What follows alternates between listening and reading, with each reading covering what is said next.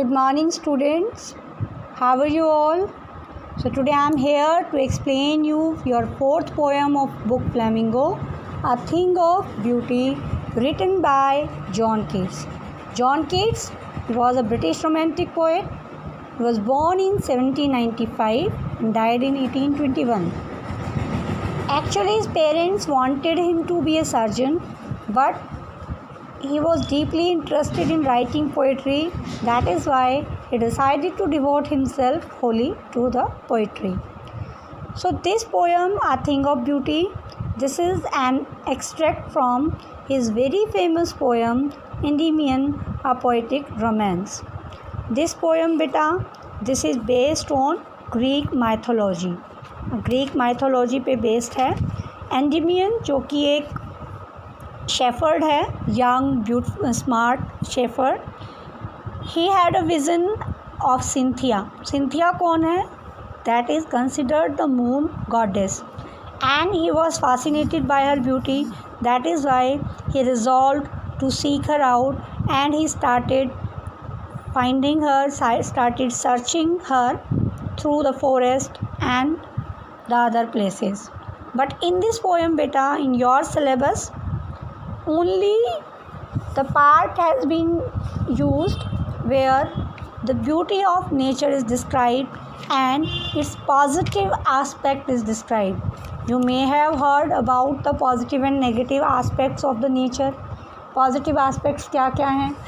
Beautiful rain, flowers, celestial bodies, जो भी चीज़ें आपको सुकून देती हैं, that all are the positive aspects of nature. And negative aspects क्या हैं? आपने सुना होगा जो नेचुरल डिज़ास्टर्स आते हैं, नेचुरली जो हमें नुकसान होता है, लाइक फ्लड है, अर्थक्वेक है, साइक्लोन्स हैं. ये क्या हैं? ये नेगेटिव एस्पेक्ट्स हैं किसके? नेचर के. बट जो रोमांटिक एज के पोइट थे बेटा, उन्होंने नेचर में पॉजिटिविटी को ही ऑब्ज़र्व किया, पॉजिटिविटी को ही उन्होंने अपनी पोएम्स में यूज़ किया. जैसे आपने रॉबर्ट फ्रॉस्ट की पोएम भी पढ़ी होंगी, लाइक डस्ट ऑफ स्नो है, वो एक बेस्ट एग्जाम्पल है इसी थीम का जो थीम जॉन कीट्स ने इसमें मेंशन की हुई है, a thing of beauty. John Keats क्या कहते हैं कि जब भी हम सुंदर चीज़ों को देखते हैं, all the beautiful things, we automatically reduce our stress, कि हम अपना स्ट्रेस जो है रिड्यूस कर देते हैं. जो भी सफरिंग्स हैं, सोरोज़ हैं, वो ख़त्म हो जाती हैं. तो आपने पोएम पढ़ी होगी डस्ट ऑफ स्नो की, कि जो डस्ट ऑफ स्नो में पोएट बहुत दुखी है, परेशान है, लेकिन जब वो वहाँ से निकलता है, हेमलॉक ट्री से निकलता है, हेमलॉक ट्री की ब्रांच पे एक क्रो बैठा है और वहाँ पर स्नो पार्टिकल्स हैं. तो जैसे ही क्रो जो होता है वो ब्रांच को हिलाता है, तो जो डस्ट पार्टिकल्स होते हैं वो पोएट पर गिरते हैं, और वो जो दृश्य होता है बहुत ही सुंदर होता है, बहुत ही ब्यूटीफुल होता है. इसीलिए उसको देखकर पोएट का मूड चेंज हो जाता है और उसका जो डे था स्पॉइल होने से बच जाता है. तो कुछ इसी तरीके से जॉन कीट्स जो है हमें बताना चाहते हैं कि जितनी भी ब्यूटीफुल थिंग्स हैं वो क्या है, कंस्टेंट सोर्स होती हैं किसका? जॉय का, हैप्पीनेस का. और जो हमारी लाइफ का पार्ट एंड पार्सल है, हार्डशिप्स, सोरो, ग्लूम, ये क्या हैं? हमारी लाइफ का एक हिस्सा हैं. तो उनमें भी ये सुंदर चीज़ें हमारे स्ट्रेस को रिड्यूस करके हमें मेंटल पीस प्रोवाइड करती हैं. तो let us start the poem. The very first stanza, a thing of beauty is a joy forever. पहली लाइन से ही आपको नेचर की पॉजिटिविटी दिखाई देती है कि a thing of beauty, it means जो beautiful thing है, it provides joy forever, means that beautiful thing is the permanent or constant source of joy और happiness. कि जो beautiful things हैं वो हमें खुशी प्रोवाइड करती हैं और वो एक परमानेंट सोर्स होती हैं किस चीज़ का? हैप्पीनेस का. ठीक है. Next line, it's loveliness increases, कि इसकी जो लवलीनेस है, प्यारापन है, इंक्रीजेज, बढ़ता जाता है. It will never pass into nothingness, वो कभी भी रिड्यूस नहीं होता, कभी भी घटता नहीं है. Okay, what does the poet want to say here? That the beauty of the beautiful things increases and it never passes into nothingness. It means it never reduces.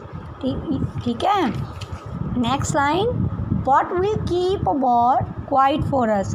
इसके अलावा वो क्या करती है हमारे लिए. इसमें एक वर्ड यूज़ हुआ है war, यानी कि अ प्लेजेंट और कूल शेडी प्लेस. अब आपने सुना होगा इनके बारे में कि जब आप बहुत टायर्ड हैं, एग्जॉस्टेड हैं, आप बाहर हैं और धूप बहुत तेज़ है तो आप पेड़ को ढूंढते हैं, पेड़ की छाया को तलाशते हैं. आजकल तो आपके पास तो बड़ी लग्जूरियस थिंग्स हैं, आपको तो नीड नहीं होती, but still you can just imagine about that. तो उस टाइम पे जब आप एक पेड़ का कुंज आपको दिखाई देता है, पेड़ों का कुंज, यानी कि जहाँ पर बहुत सारे पेड़ हैं और वहाँ पे घनी छाया होती है, तो वो आपको कितना रिलैक्स जो है प्रोवाइड करते हैं. तो एग्जैक्टली वैसे ही जो ब्यूटीफुल थिंग्स हैं, जॉन कीट्स ने उन ब्यूटीफुल थिंग्स को किससे कंपेयर किया है.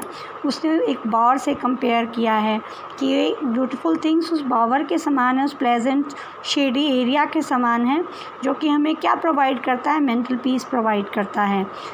एंड अस्लीप, और कैसा है, कैसी हैं ब्यूटीफुल थिंग्स, उस नींद के समान हैं. फुल ऑफ स्वीट ड्रीम्स, जिसमें मीठे मीठे सपने आते हैं. एंड हेल्थ, अच्छा स्वास्थ्य के समान है.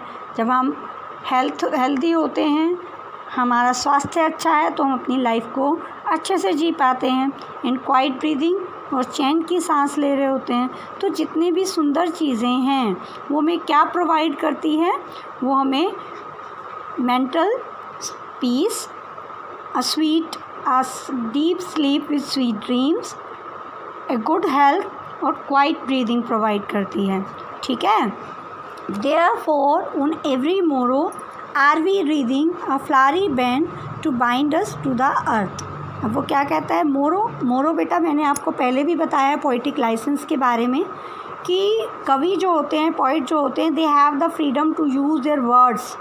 मीन्स उनके ऊपर कोई ग्रामर की बाउंडेशंस नहीं होती, वो बाइंड नहीं होते इन चीज़ों, बाउंड नहीं होते ग्रामर के यूसेज को लेकर.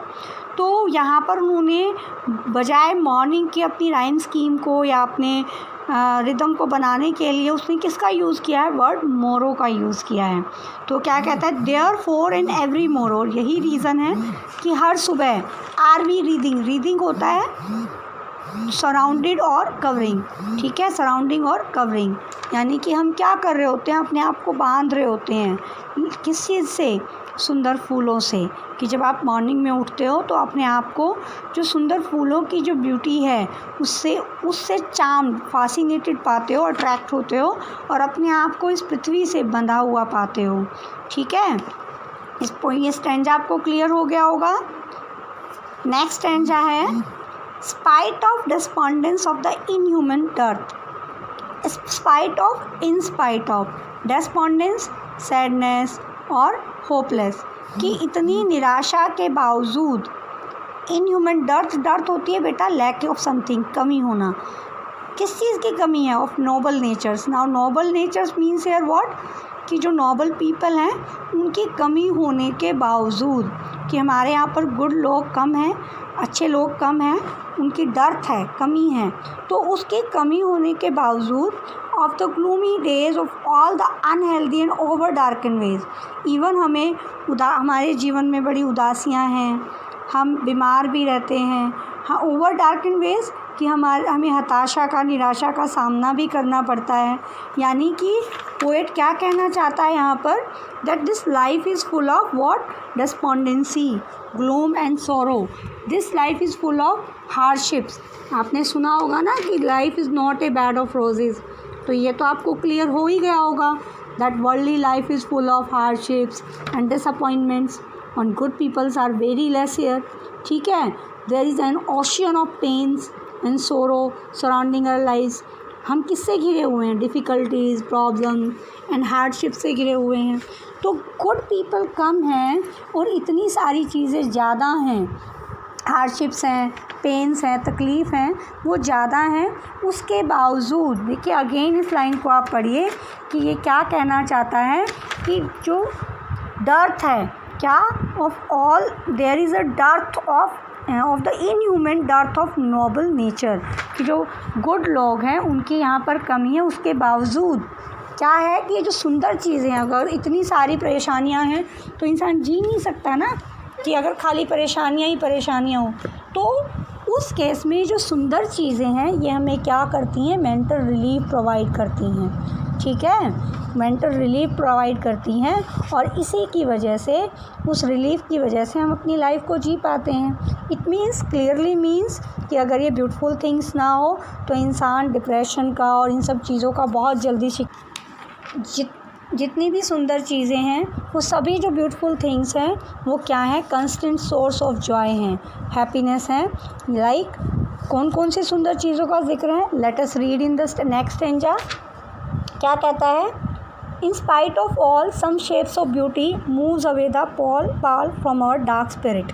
ये pall means a thick dark cloud of something, कि इन सब परेशानियों के बावजूद हमारे यहाँ पर क्या है, शेप्स हैं, जो सुंदर चीज़ें हैं। लाइक मैंने आपको बताया सेलेस्टियल बॉडीज़ हैं या ब्यूटीफुल फ्लावर्स हैं। ये जितनी भी सुंदर चीज़ें हैं ये क्या करती हैं, ये जितनी भी सुंदर चीज़ें हैं, इन सब ये चीज़ें हमारे दिमाग से, हमारे माइंड से जो डार्क क्लाउड्स हैं, यानी कि जो दुख के बादल हैं, उनको हटा देती हैं, रिमूव कर देती हैं। यानी कि ये जो सुंदर सुंदर चीज़ें हैं they play a very vital role in our life. ठीक है, they leave a lasting everlasting impression over our mind and give us what, mental relief. तो बेटा आज इतना ही करेंगे, कल मैं आपको नेक्स्ट जो है स्टैंजा एक्सप्लेन करूँगी।